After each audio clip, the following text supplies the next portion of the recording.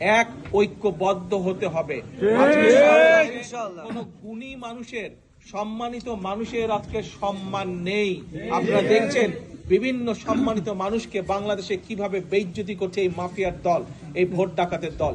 এরা শুধু ভোট ডাকাতি করে নাই, আজকে আপনারা যারা আমাদের বাংলাদেশে যে বিভিন্ন শিক্ষা প্রতিষ্ঠানগুলোতে বছরের পর বছর, যুগের পর যুগ আমরা কি দেখেছি, এই শিক্ষা প্রতিষ্ঠানগুলোতে সাধারণত রোজার মাসে স্টুডেন্টরা এরকম ইফতার মাহফিলের অনুষ্ঠান করে, ধর্মীয় সভা করে।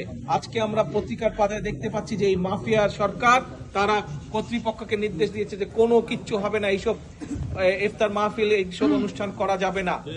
শুধু ভোট ডাকাতি করে নাই, এরা বাংলাদেশের মানুষের ভোট যেরকম ডাকাতি করেছে, বাংলাদেশের মানুষের সহায় সম্পত্তি, অর্থ সম্পদ, টাকা পয়সা ডাকাতি করে যেভাবে বিদেশে পাচার করছে, একইভাবে আমাদের ধর্ম, কর্ম,